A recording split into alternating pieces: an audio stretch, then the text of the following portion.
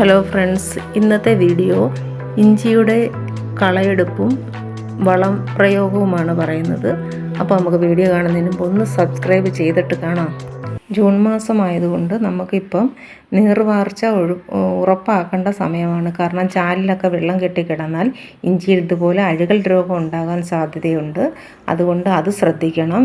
പിന്നെ കളയെടുത്തതിന് ശേഷം നമ്മൾ വളപ്രയോഗം ചെയ്യണം. പക്ഷേ കളം നിർത്തിക്കൊണ്ട് വളം ചെയ്താൽ കളയാണ് കൂടുതൽ കയറി വരുന്നത്.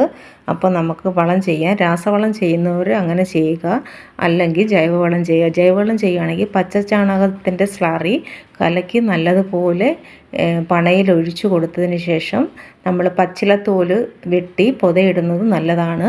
അതിന് ഇടുന്ന പച്ചച്ചാണകത്തിൻ്റെ തെളി ഒഴിച്ചിട്ട് നമ്മൾ മണ്ണ് വെട്ടി അതിൻ്റെ മുകളിൽ കോരിയിട്ടതിന് ശേഷം പുതയിട്ട് കൊടുക്കുന്നതാണ് നല്ലത്.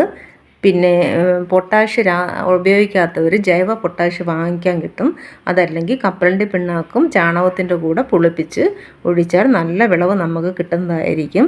രാസവളം ചെയ്യുന്നവരാണെങ്കിൽ നമ്മൾ 90 ദിവസമായ ഇഞ്ചിക്കാണെങ്കിൽ ഒരു സെൻറ്റിന് എന്ന കണക്ക് 350 ഗ്രാം യൂറിയയും 200 ഗ്രാം പൊട്ടാഷും നമുക്ക് സെൻറ്റ് ഒന്നിന് ഉപയോഗിക്കാവുന്നതാണ്. അത് മിക്സ് ചെയ്ത് ഇഞ്ചി ചെയ്ത പണകളിൽ വാരിയിട്ട് നമുക്ക് വളപ്രയോഗ രീതി നടത്താവുന്നതാണ്. അതുപോലെ ഇഞ്ചിയിൽ ഇലകൾ മഞ്ഞളിച്ച് കാണുന്നുണ്ടെങ്കിൽ ഇഞ്ചിയുടെ ചെവിടൊന്ന് മാന്തി നോക്കിയിട്ട് അഴുകൽ വന്നിട്ടുണ്ട് എങ്കിൽ ഒരു 10 ഗ്രാം ബ്ലീച്ചിങ് പൗഡർ 1 ലിറ്റർ വെള്ളത്തിൽ കലക്കി ആരംഭദശയിൽ തന്നെ മഴയില്ലാത്ത സമയത്ത് നമുക്ക് അതിൻ്റെ എല്ലാത്തിൻ്റെയും മൂട്ടിൽ ഒഴിച്ചു കൊടുത്തു കഴിഞ്ഞാൽ നമുക്ക് അഴുകൽ രോഗത്തെ കൺട്രോൾ ചെയ്യാം.